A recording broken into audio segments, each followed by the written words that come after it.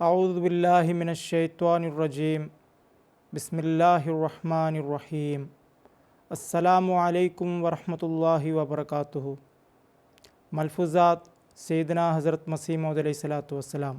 സർവസ്തുതികൾക്കും അർഹനായ ദൈവത്തെയാണ് ഇസ്ലാം അവതരിപ്പിക്കുന്നത്. അതുകൊണ്ട് തന്നെ അവനെ യഥാർത്ഥ നിലയിൽ അനുഗ്രഹിച്ചരുളുന്നവനും കാരുണ്യവാനും കാർമ്മികൻ്റെ കർമ്മം പരിഗണിക്കാതെ അനുഗ്രഹം അരുളുന്നവനുമാകുന്നു.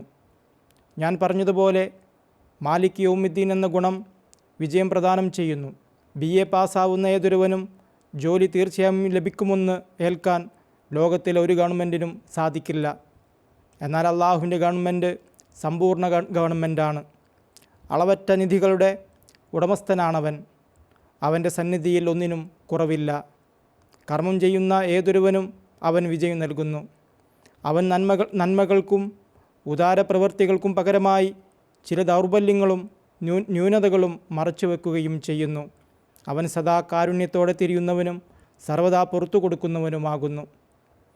തൻ്റെ ദാസരുടെ ആയിരക്കണക്കിന് തിന്മകൾ അള്ളാഹു അറിയുന്നു. എന്നാൽ അവൻ അവ വെളിപ്പെടുത്തുന്നില്ല.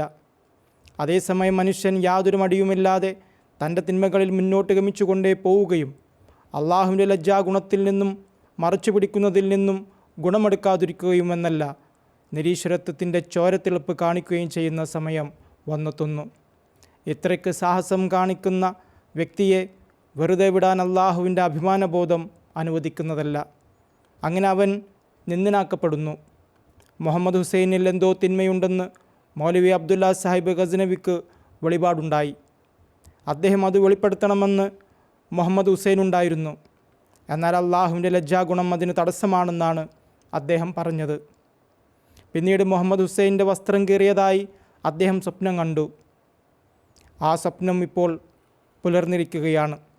ചുരുക്കത്തിൽ റഹിമിയത്ത് എന്ന ഗുണത്തിൽ ന്യൂനതകൾ മറച്ചു വെക്കുക എന്ന സവിശേഷത കൂടി ഉണ്ടെന്ന് മാത്രമാണ് ഞാൻ പറയാൻ ഉദ്ദേശിച്ചത്. എന്നാൽ മറച്ചു വെക്കുന്നതിന് മുമ്പ് എന്തെങ്കിലും സൽക്കർമ്മം ചെയ്യുക അനിവാര്യമാണ്. പ്രസ്തുത കർമ്മവുമായി ബന്ധപ്പെട്ട് വല്ല കുറവോ ന്യൂനതയോ ശേഷിച്ചാൽ അള്ളാഹു തൻ്റെ റഹീമിയത്ത് മുഖേന അത് മറച്ചു വെക്കുന്നു. റഹ്മാനിയത്ത് റഹീമിയത്തിൽ നിന്ന് വ്യതിരിക്തമാണ്. റഹ്മാനിയത്തിൽ കർമ്മപ്രവർത്തികൾക്ക് ഒരു സ്ഥാനവുമില്ല. റഹീമിയത്തിലാകട്ടെ കർമ്മപ്രവർത്തികൾ പരിഗണിക്കപ്പെടുന്നു. എന്നാൽ മാനുഷിക ദൗർബല്യവും അതോടൊപ്പം തന്നെ ഉണ്ടല്ലോ. ന്യൂനതകൾ മറച്ചു വെക്കണമെന്നാണ് അള്ളാഹുവിൻ്റെ കാരുണ്യം ആവശ്യപ്പെടുന്നത്. അതുപോലെ യഥാർത്ഥ ലക്ഷ്യത്തെ നിവർത്തിക്കുന്ന അസ്തിത്വമാണ് മാലിക് യൗമിദ്ദീൻ. ഈ മൗലിക ഗുണങ്ങൾ ആധ്യാത്മികമായ നിലയിൽ ദൈവത്തെ വരച്ചു കാട്ടുന്നവയാണെന്ന് നല്ലവണ്ണം ഓർക്കുക. അവയിൽ മനനം ചെയ്യുന്ന ക്ഷണത്തിൽ ദൈവം മുമ്പിൽ വരികയും ആത്മാവ് ഒരാനന്ദലഹരിയിൽ കുതിച്ചുകൊണ്ട് അവന് മുമ്പാകെ സാഷ്ടാംഗം പ്രണമിക്കുകയും ചെയ്യുന്നു. ഈ അധ്യായം അൽഹംദുലില്ലാ കൊണ്ട് ആരംഭിച്ചപ്പോൾ നേരിട്ട് സംബോധന ചെയ്യാത്ത നിലയിലാണ് പരാമർശിച്ചിരിക്കുന്നത്. എന്നാൽ ഈ 4 ഗുണങ്ങളെ സംബന്ധിച്ച വിവരണം കഴിഞ്ഞ ഉടനെ പ്രതിപാദന രീതി പരിവർത്തിക്കപ്പെടുകയുണ്ടായി. കാരണം പ്രസ്തുത ഗുണങ്ങൾ ദൈവത്തെ മുമ്പിൽ കൊണ്ടുവന്ന് നിർത്തിയിരിക്കുകയാണ്. അതുകൊണ്ട് തന്നെ പരോക്ഷമായ പ്രതിപാദന രീതി വിട്ട് പ്രത്യക്ഷമായ നില അവലംബിക്കുകയാണ് ഭാഷാശുദ്ധി ആവശ്യപ്പെടുന്നത്. ശരിയായ രീതിയും അതുതന്നെ. അങ്ങനെ ഈ ഭാഗത്തിൻ്റെ പൂർണ്ണത സ്വാഭാവികമായും അഭിസംബോധകൻ അഭിമുഖീകരിച്ച് ഇയ്യാക നഅ്ബുദു വ ഇയ്യാക നസ്തഈൻ എന്ന് പറയാൻ പ്രേരിപ്പിക്കുന്നു. ഇയ്യാക നഅ്ബുദുവിലും ഇയ്യാക നസ്തഈനിലും അകലമില്ലെന്ന കാര്യം ഓർക്കേണ്ടതാണ്. ഇയ്യാക നഅ്ബുദുവിൽ ഒരുതരം പൂർവ്വകാലത്തുമുണ്ടെന്നത് ശരിയാണ്. എന്തെന്നാൽ നമ്മുടെ പ്രാർത്ഥനകളും അപേക്ഷകളും കൂടാതെ തൻ്റെ റഹീമിയത്ത് എന്ന സവിശേഷ ഗുണം മുഖേനയാണ് നമ്മെ മനുഷ്യരാക്കുകയും പലവിധത്തിലുള്ള കഴിവുകളും അനുഗ്രഹങ്ങളും നൽകി അരുളുകയും ചെയ്തിരിക്കുന്നത്. അന്ന് നമ്മുടെ പ്രാർത്ഥനകൾ ഉണ്ടായിരുന്നില്ല. കേവലം അവൻ്റെ അനുഗ്രഹം മാത്രമേ ഉണ്ടായിരുന്നുള്ളൂ. പൂർവ്വകാലത്തും ഇതുതന്നെ, റഹ്മാനിയത്തും റഹീമിയത്തും. ഞാൻ ആവർത്തിച്ച് പറയുകയാണ്, കാരുണ്യം 2 വിധത്തിലുണ്ടെന്ന് ഓർക്കുക. ഒന്ന് റഹ്മാനിയത്ത് എന്നും മറ്റേത് റഹീമിയത്തുമെന്നുമാണ് നാമകരണം ചെയ്തിരിക്കുന്നത്. നമ്മുടെ സത്യക്കും ഉണ്മയ്ക്കും മുമ്പേ ആരംഭിച്ച കൃപാകടാക്ഷമാണ് റഹ്മാനിയത്ത്.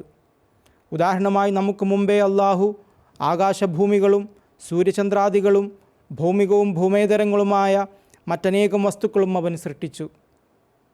അവയെല്ലാം തന്നെ നമുക്ക് ഗുണവും പ്രയോജനവും നൽകുന്നവയാണ്.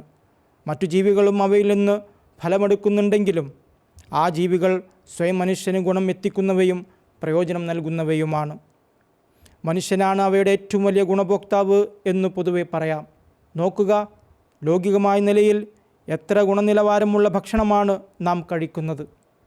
ഗുണനിലവാരമുള്ള മാംസം മനുഷ്യന് വേണ്ടിയാണ്. എല്ലുകളും എച്ചിലുകളും മറ്റും നായ്ക്കൾക്കുള്ളതാണ്. ലൗകിക കാര്യങ്ങളിൽ മറ്റു ജീവജാലങ്ങളും മനുഷ്യരോടൊപ്പം പങ്കുചേരുന്നെങ്കിലും ആധ്യാത്മിക അനുഭൂതിയിൽ മറ്റു ജീവികൾക്ക് പങ്കില്ല. ആകയാൽ രണ്ട് വിധത്തിലുള്ള കാരുണ്യങ്ങളാണിവ. നമ്മുടെ ഉണ്മയ്ക്ക് മുമ്പേ നൽകിയതാണ് ഒന്ന്. റഹീമിയത്തിൻ്റെ രൂപത്തിലുള്ള രണ്ടാമത്തെ മാതൃക പ്രാർത്ഥനയ്ക്ക് ശേഷമാണ് സംജാതമാകുന്നത്. അതിന് കർമ്മം അനിവാര്യമത്രേ. മൽഫൂസാത്ത് വാള്യം 1 പേജ് 181 മുതൽ 153 വരെ. വാഹൃദാവാന അനിൽഹംദുലില്ലാഹി റബ്ബിൽ ആലമീൻ.